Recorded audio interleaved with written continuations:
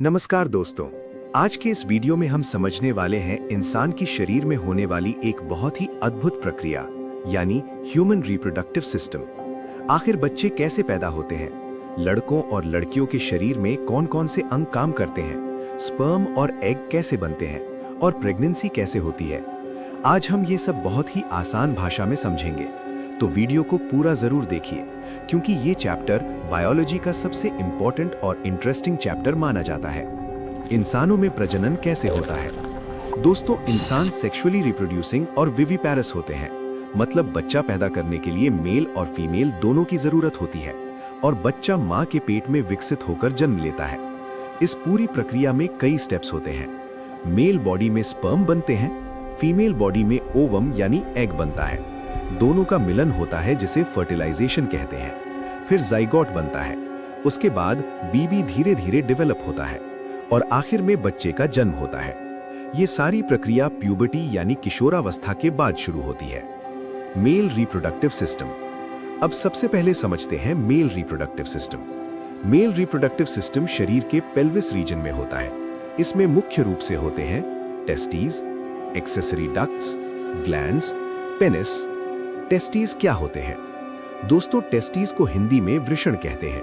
ये स्पर्म बनाने का काम करते हैं। ये शरीर के बाहर एक थैली में मौजूद होते हैं जिसे स्क्रोटम कहते हैं। अब सवाल आता है कि शरीर के बाहर क्यों?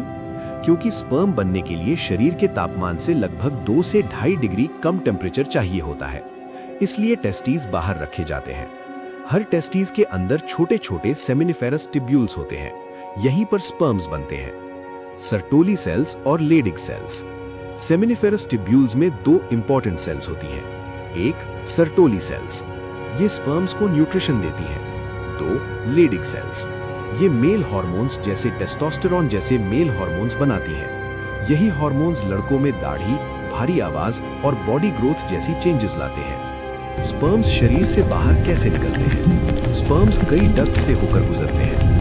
रीटे testes, vasa efferentia, epididymis, vas deferens, urethra. Epididymis में स्पर्म्स मैच्योर होते हैं और स्टोर रहते हैं। आखिर में पेनिस के जरिए स्पर्म्स शरीर से बाहर निकलते हैं। सेमिनल फ्लूइड क्या होता है? जब स्पर्म्स बाहर निकलते हैं तो उनके साथ एक फ्लूइड भी निकलता है जिसे सीमेन कहते हैं। इस फ्लूइड में फ्रक्टोज, कैल्शियम, एंजाइम्स जैसी चीजें होती हैं जो स्पर्म्स को एनर्जी देती हैं। Female reproductive system. अब समझते हैं फीमेल रिप्रोडक्टिव सिस्टम। इसमें मुख्य रूप से होते हैं ovaries, fallopian tubes, uterus, vagina और एक्सटर्नल जेनिटल ऑर्गन्स। ओवरीज क्या करती है? ओवरीज फीमेल बॉडी की प्राइमरी सेक्स ऑर्गन्स होती हैं। इनका काम है ओवम यानी एग बनाना, फीमेल हार्मोन्स बनाना। हर महीने एक ओवरी से एक एग रिलीज होता है। फेलोपियन ट्यूब का काम। ओवरी से निकला एग फेलोपियन ट्यूब में जाता है। इसके शुरू वाले भाग में फिंगर लाइक स्ट्रक्चर्स होते हैं जिन्हें फिम्ब्रिये कहते हैं। ये एग को पकड़ने में मदद करते हैं। यहीं पर स्पर्म और एग का मिलन यानी फर्टिलाइजेशन होता है। यूट्रस क्या है? यूट्रस को वूम्ब यानी गर्भाशय भी कहते हैं। यहीं पर बेबी डेवलप होता है। अगर फर्टिलाइजेशन हो जाए तो जाइगोट यूट्रस की वॉल से अटैच हो जाता है। इसे इम्प्लांटेशन कहते हैं। फिर धीरे धीरे एम्ब्रियो डेवलप होकर बेबी बनता है। मेंस्ट्रुअल साइकिल क्या होता है? अगर फर्टिलाइजेशन नहीं होता तो यूट्रस की इनर लाइनिंग टूटकर ब्लड के रूप में बाहर निकलती है। इसे मेंस्ट्रुएशन यानी पीरियड्स कहते हैं। ये लगभग हर 28 दिन में होता है। स्पर्मेटोजेनेसिस। स्पर्म कैसे बनते हैं? अब समझते हैं स्पर्म फॉर्मेशन। इस प्रक्रिया को स्पर्मेटोजेनेसिस कहते हैं। शुरुआत होती है स्पर्मेटोगोनिया सेल्स से। ये सेल्स मियोसिस करके primary spermatocyte, secondary spermatocyte, spermatid और आखिर में स्पर्म बनाते हैं। हर स्पर्म में केवल 23 क्रोमोसोम्स होते हैं। स्पर्म की स्ट्रक्चर। एक स्पर्म के 4 भाग होते हैं। हेड, इसमें न्यूक्लियस होता है। एक्रोसोम, इसमें एंजाइम्स होते हैं जो एग में प्रवेश करने में मदद करते हैं। मिडिल पीस, इसमें माइटोकॉन्ड्रिया होते हैं जो एनर्जी देते हैं। टेल, ये स्पर्म को तैरने में मदद करती है। oogenesis। एग कैसे बनता है? अब बात करते हैं फीमेल गैमीट फॉर्मेशन की। इस प्रोसेस को oogenesis कहते हैं। लड़कियों में एग फॉर्मेशन जन्म से पहले ही शुरू हो जाती है।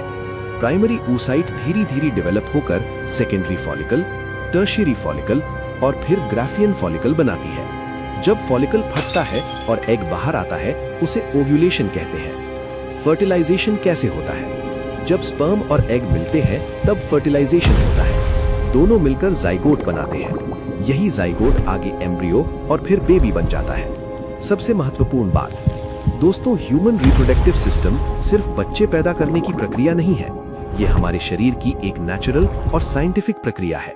इसे सही जानकारी के साथ समझना बहुत जरूरी है ताकि गलतफहमियां दूर हों और बायोलॉजी आसान लगे। अगर आपको ये वीडियो पसंद आया हो तो वीडियो को लाइक करें, चैनल को सब्सक्राइब करें और बेल आइकन जरूर दबाएं। मिलते हैं अगले इंटरेस्टिंग वीडियो में।